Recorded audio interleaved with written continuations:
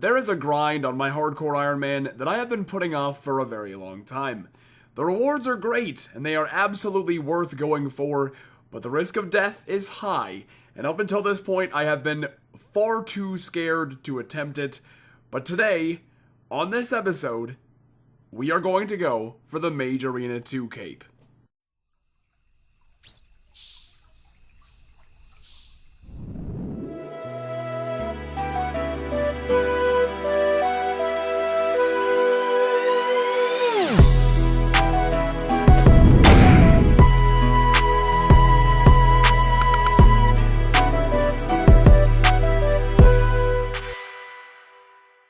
There isn't a whole lot of live commentary for this part of the video, as I pretty much just turned the recorder on and let it run. It was like 3 in the morning, and I was in Discord with my friends, so I didn't really do much live commentary. But step number 1 was to do Mage Arena 1, so it's time to take on Collodion.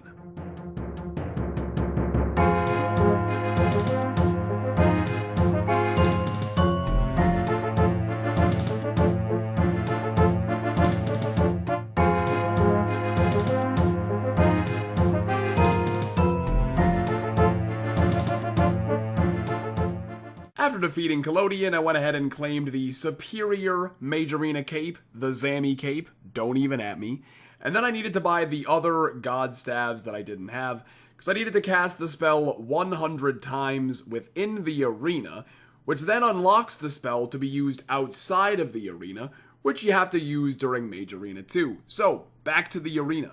So, I was about halfway through unlocking the Saradomin spell, and you're actually not gonna believe what happened to me. So do you guys remember, like, a year or two ago, Torvesta made a video where he dressed up like a Saradomin wizard to skull trick people? People actually do this. Just watch this. That's a player. That's a player. That's a player. That level 78. Oh my god, you're right. Holy fuck, you're right. No, I didn't, but... I honestly wouldn't have clicked on him, but that's fucking funny. This is why Torvesta made this video, man. Oh my god. Shortly after that, I finished off all of my spell casts, which meant that we could use all 3 spells outside of the arena. That was the last requirement I had for Mage Arena 2, so we were going to go ahead and do that night as well. But we had an issue. There was a guy that came to Mage Bank, and my friends killed him. He then came back with a few other people, which would have been not a problem, because we could have just hop worlds. It would have been fine. Here's where the issue came in. My friend I Try to Win, who watches my stream, like, pretty much all day, every day, he gets a message on Twitch from this guy saying, "Come back and fight me." And obviously not to, like, come off the wrong way here, but if they know him, they probably know me, and they probably could put 2 and 2 together why he's out at Mage Bank at 3 in the morning. So, we decided that it was probably for the best to just pull out for the night and come back a different day. A few days had passed, and I was getting pretty antsy about getting this done, so I got some friends together once again in Discord at about 4 a.m., and it's time to take on Mage Arena 2. Now, if you've never done it, Mage Arena 2 is kind of a pain in the ass. The way it works is you are given this device. You click on the device and you select either Zammy, Guthix, or Sarah, and the device tells you how hot or cold you are in relation to the location of the boss. That was a good rhyme. I'll put up a map on the screen right now of all the different spots the bosses can be in. It is all across the wilderness. So it can be a real hassle tracking down some of these bosses. But the first boss I did was Zammy.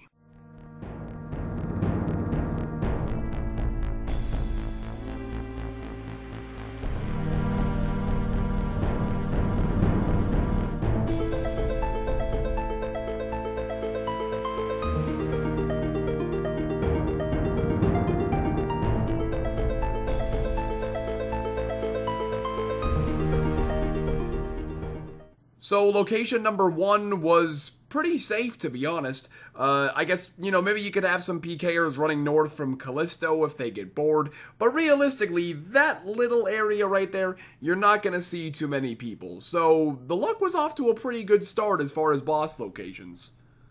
Next up, we have the Saradomin Wizard, which, once again, I got a pretty lucky location. It was just to the northwest a little bit. Rogue's Castle is considered a pretty decent place to escape PKers. Well, for one, there's a teleport thingy directly to the south of me, so if I manage to get on that, I'm good to go. And even if you do get tele-blocked, if you're decent, and, well, the PKers aren't so decent, you can stall them inside of the castle. You can just go up and down the stairs long enough that you can hopefully outlast them and get away. So, location number 2, once again, pretty lucky. As far as the Saradomin, well, what do they call it? A Justiciar something? This one is considered the most difficult of all 3 of them. This one has a lot of special attacks, and I think his melee special does up to, I want to say, like 46 damage or something. So I was kind of nervous about this one, and well, luckily we made it through pretty well.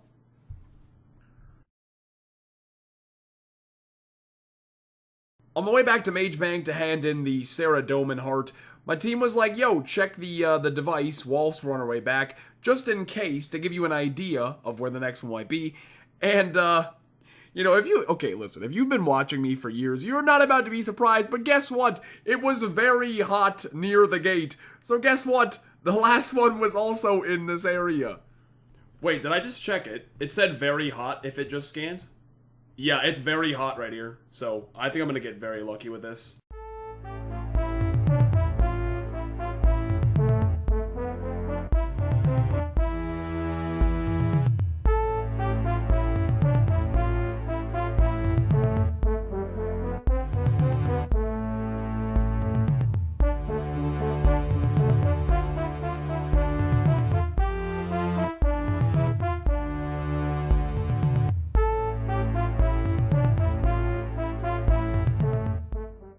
Alright, we've handed in the Ents remains, and I believe with that is Mage Arena 2 completed. We did not see a single soul out here, so we're good to go. On that note, because we haven't seen a single soul, right now, we've been debating whether or not I should go for all 3 capes. So I think what I'm going to do is I'm going to make my Zammy cape right now, which is the one that I actually want and will use the most. And then I'm going to go check the gate. I'm going to go check, like, the easy area, and if it's hot there, I think what I'm going to do is I might get cocky and go for another cape. Maybe. So, yeah. Hopefully I don't end up regretting that if I decide to do it. Because, well, you know, it's obviously unnecessary, but... Okay, I think we just use the Zammy cape on him. Imbue your Zamorak cape. And there...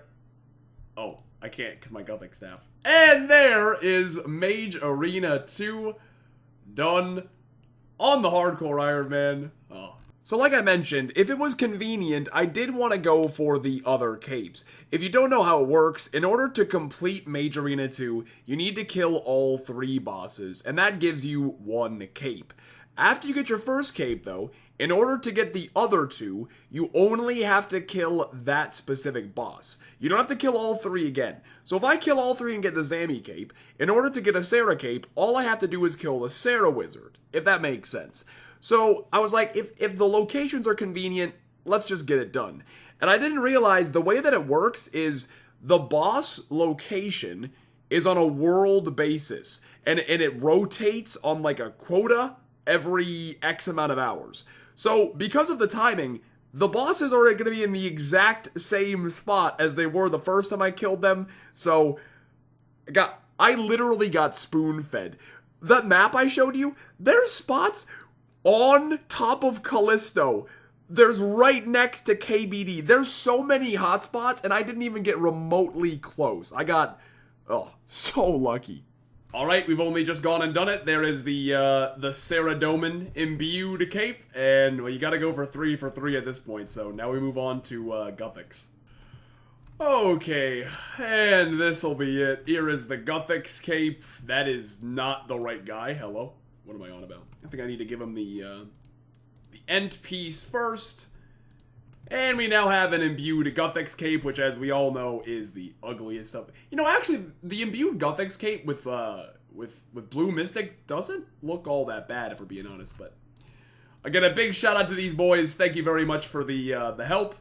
It was a grind that I've been putting off for a long time. I was very, very scared to get it done, but there you have it. There's all 3 capes. Looking absolutely beautiful. I think I end up using the Zami one the most. I mean, it probably has the best overall color scheme. Tony's back after he picked up his stuff. But yeah, a big shout out to everybody. Thanks again. And now, that's one less thing I have to worry about getting done on this account.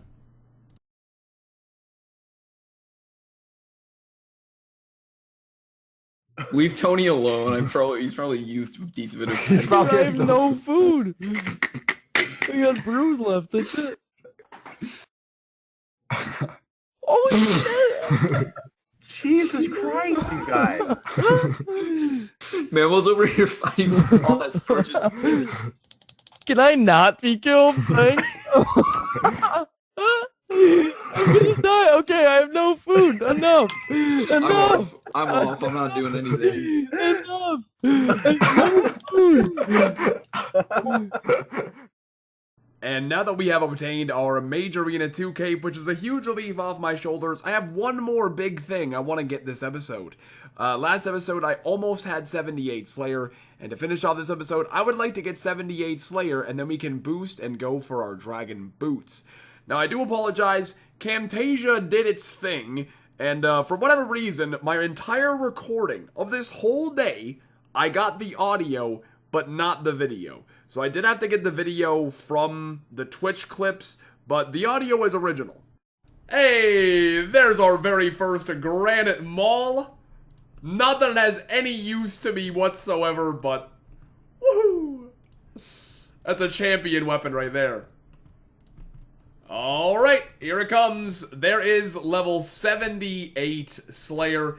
Now obviously it's not going to say that I've unlocked anything, but now, with a +5 boost, we can get up to 83, which means I can kill spiritual mages. So, I'm going to finish up this gargoyle task. I'm going to go make some wild pies, and we can go for our dragon boots. So, to make wild pies, you need raw bear meat, raw rabbit, and raw chompy.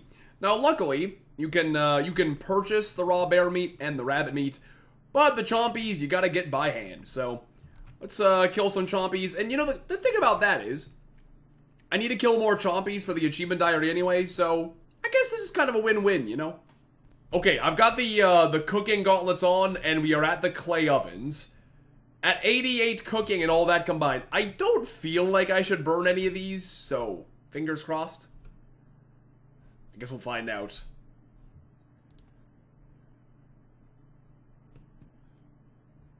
Fuck! You're literally the worst cook ever.